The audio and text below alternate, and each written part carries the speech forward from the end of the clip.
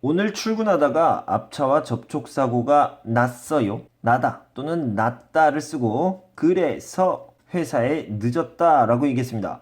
여기에 들어갈 말은요. 나서, 났으니까, 났기 때문에, 나는 바람에, 나는 통에, 난 탓에 이런 것들이 다 들어갈 수 있는데 회사에 늦었어요. 좋아요, 나빠요? 나빠요. 나쁜 결과죠. 그래서 여기에는 여러 가지가 다 들어갈 수 있습니다. 그래서 이유를 나타내는 말 찾아보면요.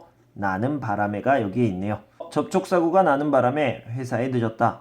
사고가 나자 나는 경찰에 신고하고 보험회사에도 연락을 했다. 경찰은 양쪽 모두에게 잘못이 있다고 했다.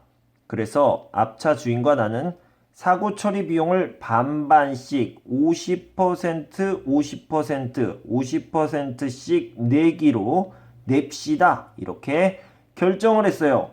여기도 오케이, 여기도 오케이. 이렇게 하면 뭐라고 합니까? 합의를 했다라고 얘기를 하죠. 합의하다. 1번이 답이 되겠네요.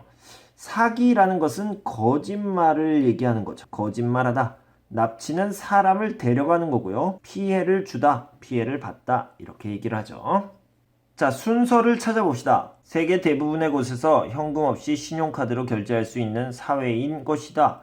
자, 뭐뭐인 것이다 라고 얘기하면 앞에 있는 것을 설명했네요. 무엇을 설명했습니까?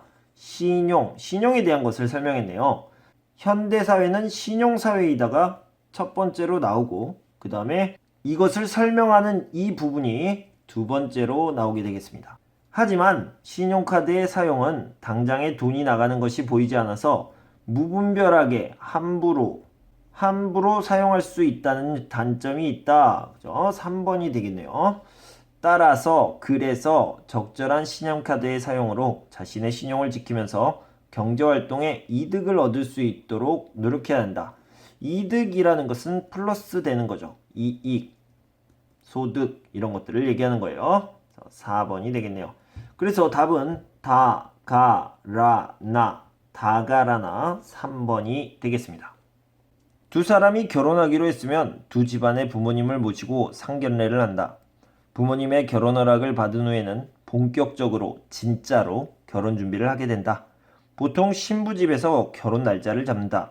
함께 살 신혼집은 신랑이 구하고 신부는 예단과 혼수를 준비한다. 결혼식장도 잡고 시계나 반지 등 신랑과 신부를 위한 예물도 준비하고 청첩장도 돌리는 등 결혼식 전에 할 일이 아주 많다. 이렇게 얘기했습니다. 자, 그래서요. 결혼식을 하기 전에 결혼 준비를 합니다. 그리고 결혼식이 끝난 다음에는요. 신혼여행을 가죠.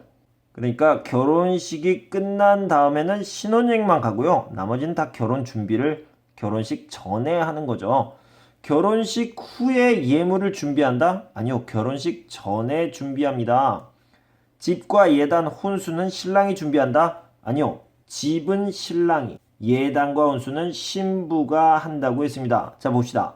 집은 신랑이 구하고 신부는 예단과 혼수를 준비한다 라고 얘기했죠. 틀렸네요. 결혼 날짜는 보통 신부 집에서 결정한다. 자, 봅시다. 보통 신부 집에서 결혼 날짜를 잡는다, 결정한다. 같은 의미가 되겠습니다. 3번이 답이 되겠네요. 결혼한 후에 두 집안의 부모님을 모시고 상견례를 한다. 상견례 역시 결혼 준비가 되겠습니다. 결혼식 전에 하죠. 3번이 답이 되겠네요. 현대사회에서 서로가 불편하지 않게 잘 살아가기 위해서는 다음과 같은 공공예절을 잘 지켜야 한다. 첫째, 버스 정류소와 같은 공공장소에서는 담배를 피우지 않도록 한다. 둘째, 공공장소에서 휴대폰을 사용할 경우에는 작은 소리로 통화를 해야 하며 음악을 들을 때에는 꼭 이어폰을 꽂고 들어야 한다. 셋째, 식당과 같은 공공장소에 아이들을 데리고 갈 경우에는 뛰어다니지 않도록 주의를 주어야 한다. 마지막으로 공공장소에 애완견을 데리고 나갈 때에는 반드시 목줄을 매야 하며 애완동물의 배설물은 바로바로 치워야 한다. 자, 이 글의 중심 내용을 찾아봅시다. 중심 내용은요. 다음과 같은 공공예절을 잘 지켜야 한다. 그러니까 공공예절을 잘 지켜야 되는데 다음과 같은 예를 들었습니다.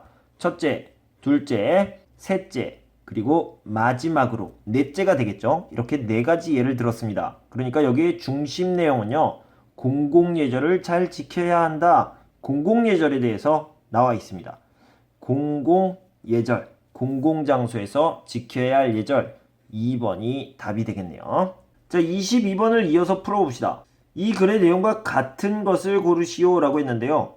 애완견을 데리고 공공장소에 가면 안 된다? 아니요, 애완견 데리고 가도 됩니다. 그런데요, 배설물을 바로 치워주고요, 목줄을 매야 한다. 데리고 가도 돼요. 하지만 목줄과 배설물에 신경 써주세요. 이건 아니네요. 버스 정류장이 아닌 곳에서는 담배를 피워도 된다? 아니요. 버스 정류소는 예를 든 거고요. 공공장소에서는 담배를 피우면 안 된다 라고 얘기했죠. 그러니까 버스 정류장이 아닌 곳에서도 공공장소는 다 담배를 피우면 안 됩니다. X죠. 공공장소에서는 큰 소리로 통화하지 않도록 한다. 네, 맞죠. 공공장소에서는 작은 소리로 통화를 해야 한다 라고 얘기했죠. 3번이 답이 되겠고요. 아이들이 공공장소에 가지 않도록 주의를 줘야 한다. 조심하세요 라고 얘기해야 되는데요. 공공장소, 학교에 가면 안 돼, 공원에 가면 안 돼, 버스 타면 안 돼, 지하철 타면 안 돼, 이렇게 얘기합니까? 아니죠. X가 되겠네요. 3번이 답이 되겠습니다.